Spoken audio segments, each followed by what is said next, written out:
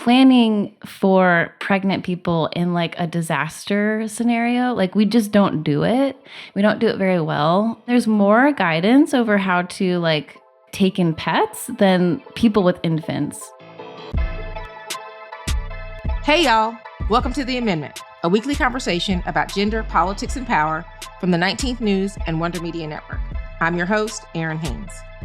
Man, time really flies. We are already near the end of Earth Month.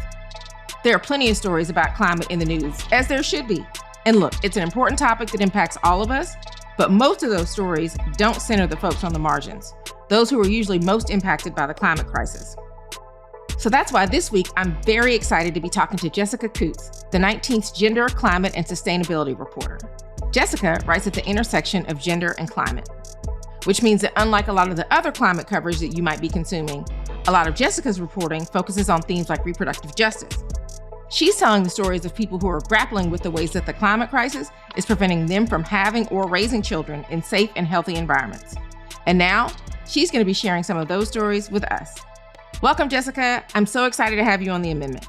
Thank you so much, Errin. It's so great to be here and to see you. So, when people think about climate change, they might not make the connection between environmental justice and reproductive justice. So I want to start by having you make that connection clear for us. How are the impacts of climate change linked to questions around reproductive justice?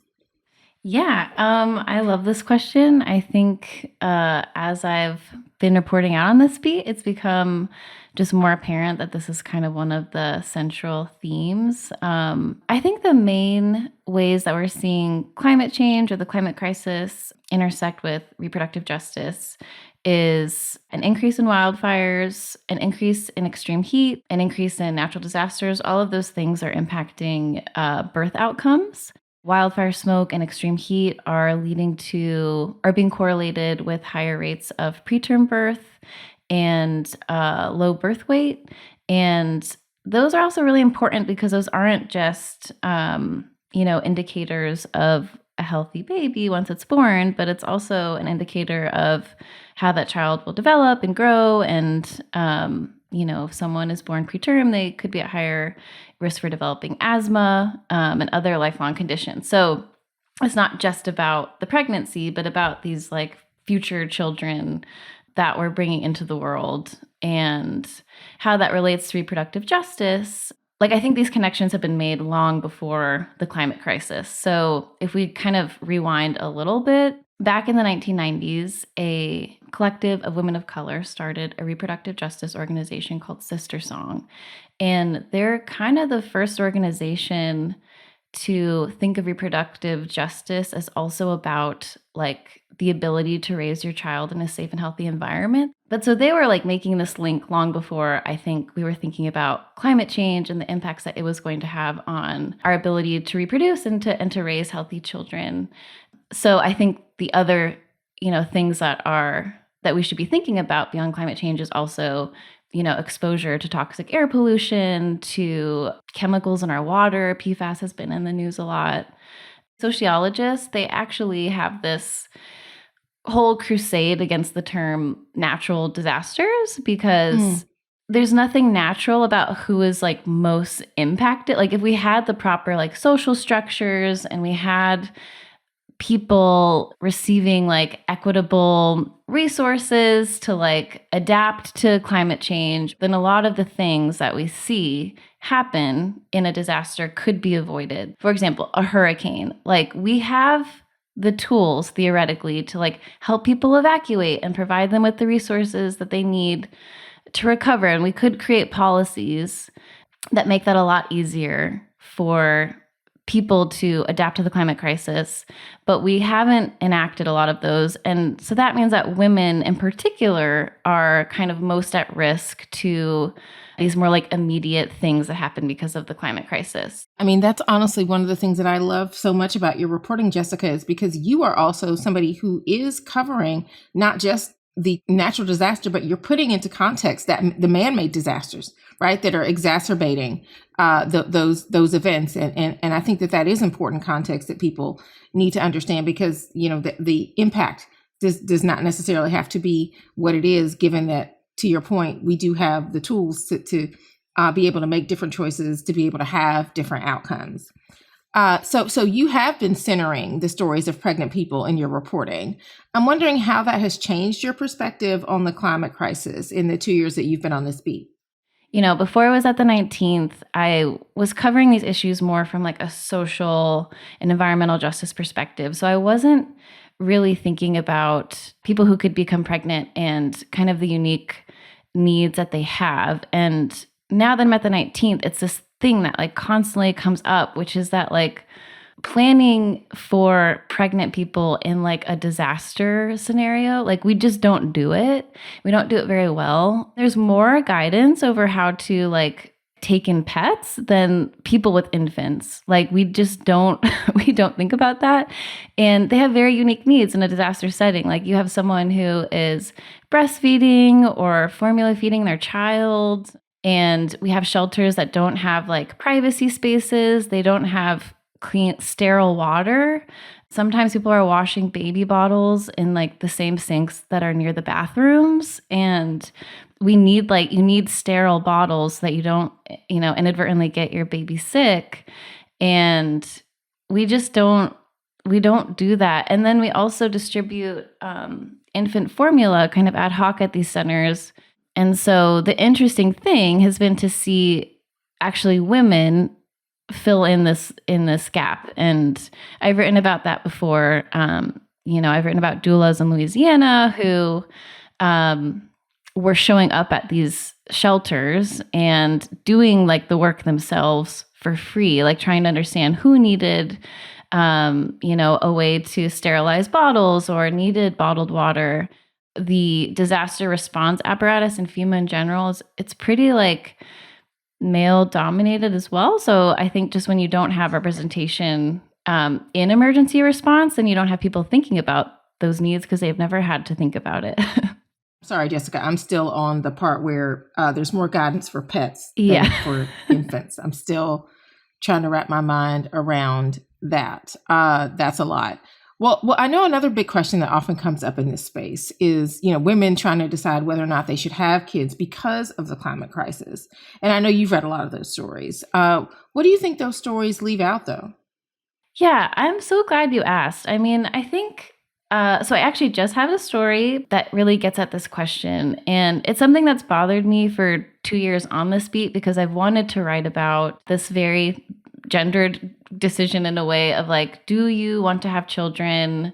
And how does the climate change or our anxiety about the future of the climate impact that decision? And there is like a certain type of person writing these stories that I was reading, which typically tend to be white women, often other journalists who, I think do sometimes come from more privileged backgrounds. And not that that's bad, but it was like a very kind of narrow viewpoint on who's thinking about this question. And then someone was like, oh, there is like a scholar doing a whole project on this. So I was like, okay, I'm going to wait because they know a lot more than I do, which is often the case. So, there's always a scholar. So the scholar, her name is Jade Sasser. She's an academic at UC Riverside in California.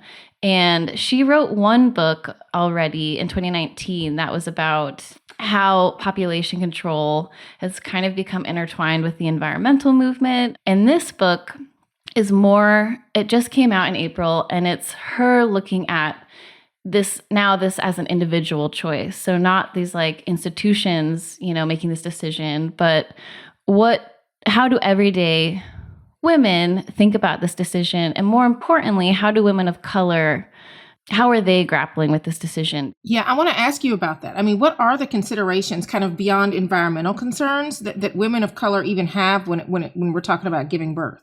Yeah, I mean, I think the main one is, women of color have already been worried about some of these disproportionate environmental harms that they are facing. And so there's always, or for a long time, been this concern over like, can I raise my child? It goes back to that reproductive justice question. Like, if I have a child, can I raise them in a healthy environment? But I also think for some of the women she interviewed in this book, the climate change it was one of the concerns, but actually like racism and police violence were like another aspect of that question of a safe and healthy different type of environment. Exactly. And so I think it's more like this compounding factor for a lot of women. And another interesting thing I think that came across in the book too is that she's a professor. She talked about this with her students, and I think also the economic realities of like the housing crisis and all these things that also protect you from the climate crisis. Like if you don't have adequate housing, that's one of the main ways that you can protect yourself from heat or from a hurricane, all these different things that we're now facing. Access to healthy food is also coming to mind for me too. Yeah. Yeah, exactly. And so there's, it's just like a multifaceted kind of thing that people are thinking about now that maybe at one time was a simpler question. I think we need more narratives in the media. I'm thinking about how to like build off of that book in my own reporting, because it's just this crazy gap between we have all this reporting on how climate change is disproportionately impacting certain communities. And that's like, we all know that, we report on that all the time, but then no one has like then tried to close that loop and be like, well, how is that impacting how people think about the future and their families? Yeah. Well, are there other perspectives that we still need to work to center? Well, I think another one is just this idea that for a lot of people, this question is not new, and it's like urgent now because everyone is facing this existential crisis. But, for example, for Indigenous people, like they faced a genocide. Like the environment has been hostile in terms of, the people they have been having to interact with for the last, since the late 1400s. Sure. And there is a saying, that like climate change started back then, like the world as they knew it changed. Yes. When colonization happened. So I think there's also like, there could be more reflection on that in the journalism and in media in general. When we talk about this like big existential crisis, are we like erasing these other things that have happened to other communities in the United States?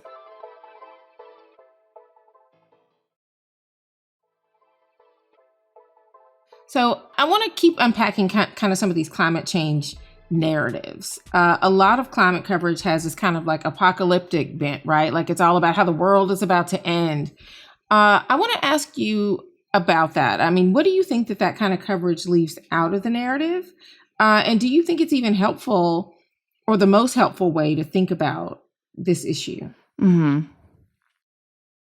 It's so hard. I think, journalists want to write like attention-grabbing headlines, and the way that played out, especially like a few years ago, there was a report that said like, if we don't take any action in 12 years, like the world is doomed. And there was also a bunch of other scenarios laid out that were a lot less apocalyptic, but journalists all grabbed onto that one. And that was like what we all saw in the headlines.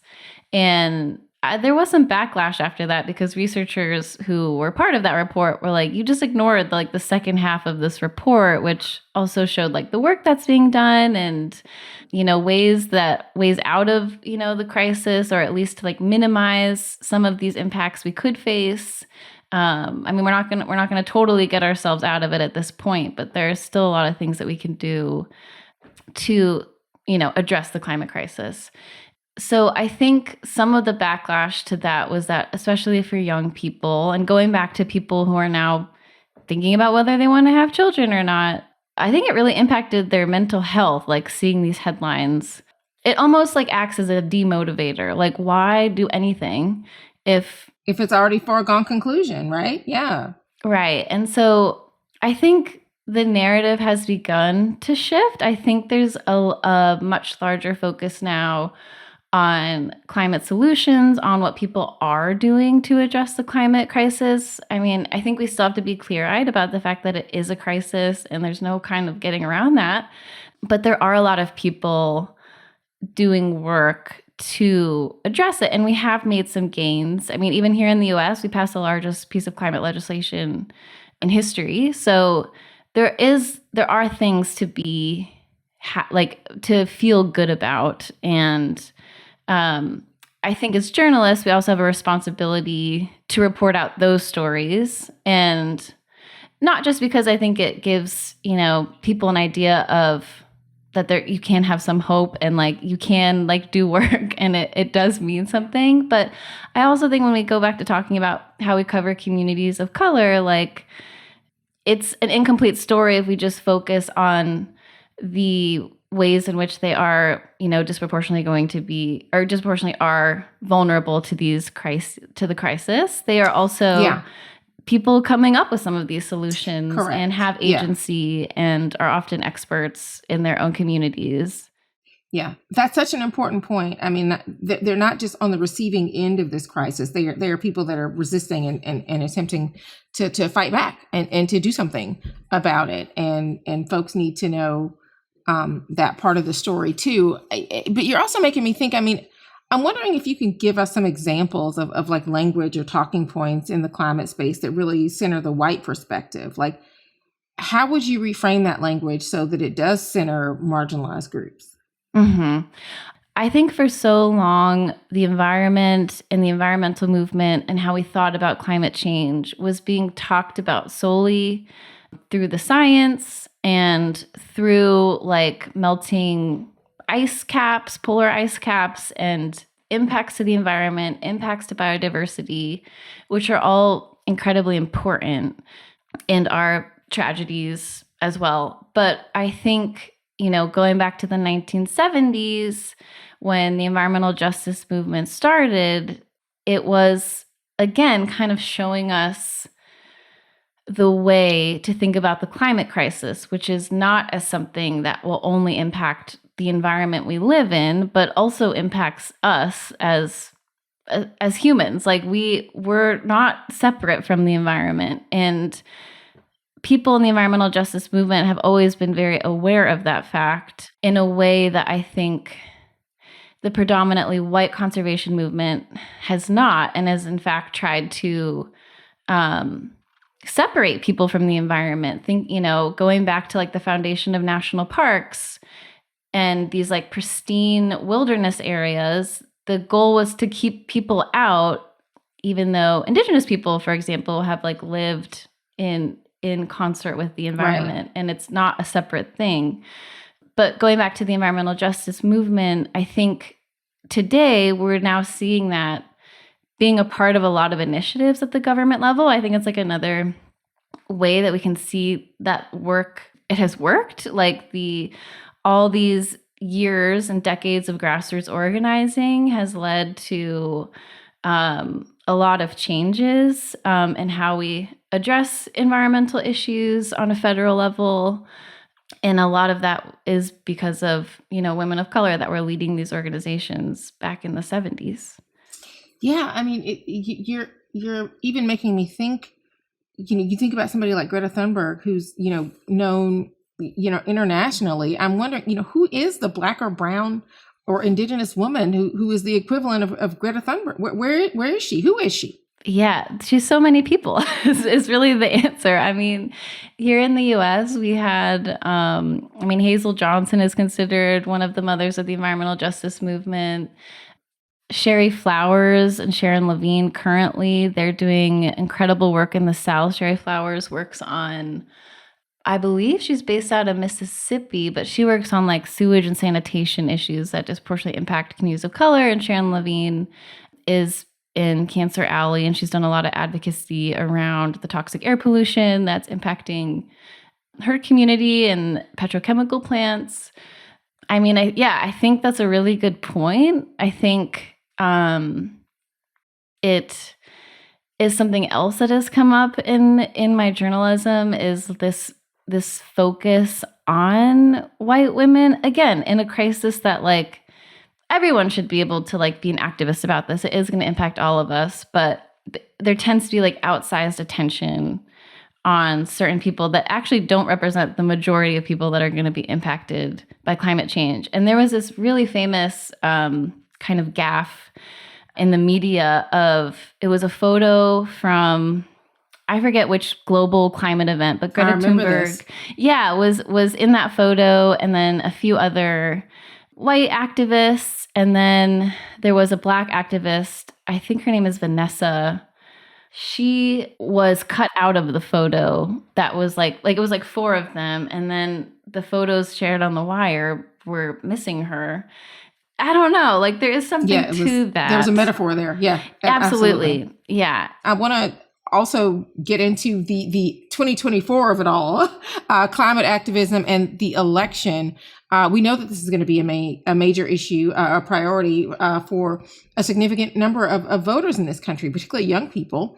Can you describe the people who are really kind of at the forefront of the climate movement, who they tend to be, what's motivating them? Yeah, young voters are going to be really important in this election because they do care about climate change much more than any other generation. And also women in particular tend to list it as a higher priority or something that they're more concerned about than men. And there's been some interesting reporting that I am jealous I did not do, but I'm going to point out because I think it's fascinating, which is that, the abortion issue could actually get out more women to vote, which can also be good for climate change because they also tend to care about climate change. So there's kind of like an interaction between those two issues and how it might galvanize voters. But it still doesn't quite replace people's fears over like the economy, abortion. Those are still like the top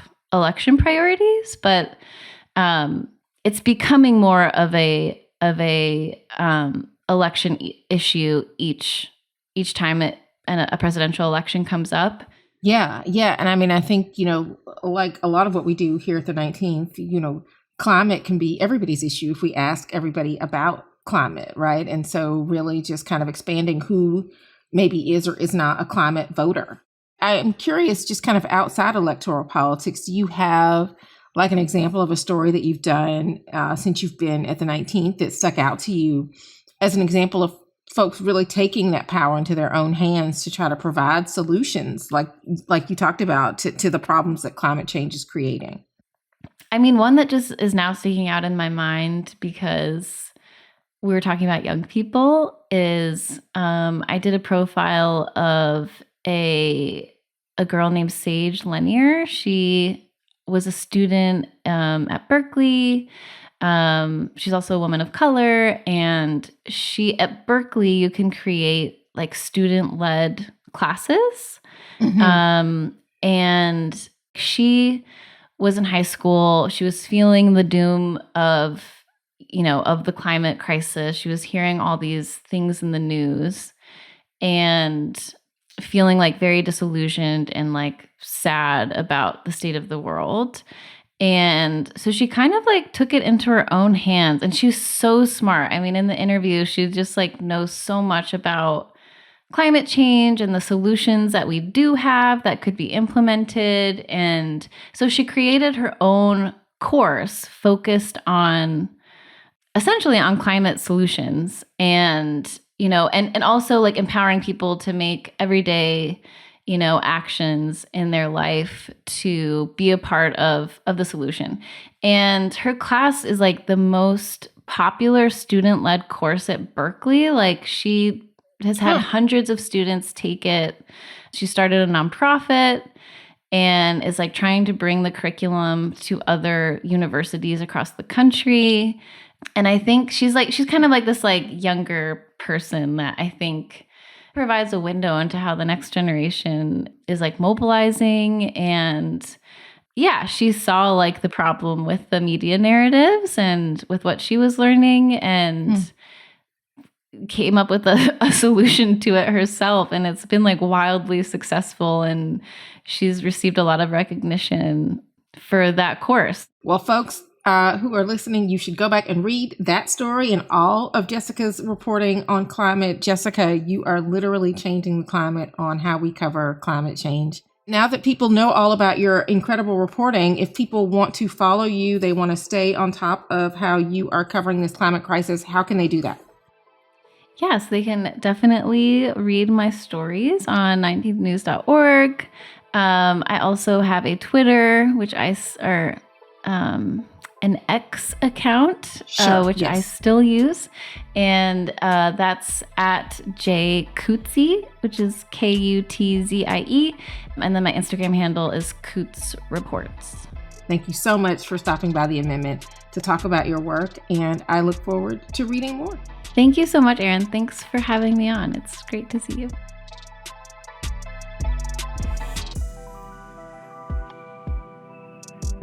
And now for this week's asterisk.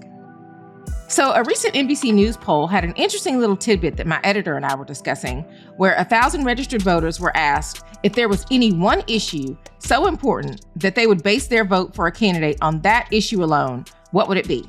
And nearly a third of voters, 28%, responded that that issue for them was protecting democracy or constitutional rights. And nearly 1 in 5 voters, 16%, said that the threat to democracy is the most important issue facing the country. Now, no doubt many of you who have either been listening to me on the pod or reading my thoughts in the Amendment newsletter know that I think that both of these issues are hugely important. My favorite song is basically Democracy is on the Ballot, and I truly believe that this is the most consequential election of our lifetimes. No, seriously, it's true this time. So my initial reaction to this was, wow, these numbers are making me really sad. But my editor was actually encouraged by the nearly 30% of voters saying that protecting democracy matters to them. I thought about it a little bit, and I feel like her optimism is shifting my perspective, but don't tell her I said this. 30% is a start. It's still April, and we've got about 6 months to go until Election Day. And a good chunk of the country is already paying attention, right? And I'll make another confession while I'm at it. I didn't believe in single-issue voters until this year, because democracy is absolutely the single issue people should care about if they want to fight for any of the other issues, regardless of their stance on those issues. So shout out to the 30%. If you're going to be a single-issue voter, I hope that issue is democracy for the sake of all of us. And lastly, I'm excited to tell y'all about a live event that the 19th is hosting next month. So I'll be in Washington, D.C. on May 15th for an afternoon all about the crucial role that women and LGBTQ plus people play in our democracy and what's stopping them from becoming equal participants. So if you're in the area, I really hope that you will join me, my 19th colleagues, and a fantastic lineup of leaders. I'll be talking to former Speaker of the House, Nancy Pelosi. It's going to be a really invigorating and informative few hours of conversations, solutions, and by the way, really good food. So for more information and to sign up, head to 19thnews.org/DC events. So that's this week's episode of The Amendment. For the 19th News and Wonder Media Network, I'm Errin Haynes. Talk to you again next week. The Amendment is a co-production of the 19th News and Wonder Media Network. It is executive produced by Jenny Kaplan, Terry Rupar, and Faith Smith. Our head of development is Emily Rutter. Julia B. Chan is the 19th's editor-in-chief. The Amendment is edited by Jenny Kaplan, Grace Lynch, and Emily Rutter, and was produced by Adesawa Agbanal, Grace Lynch, Brittany Martinez, and Taylor Williamson, with production assistance from Lucy Jones. Our theme music was composed by Jay Lynn. I love my theme music.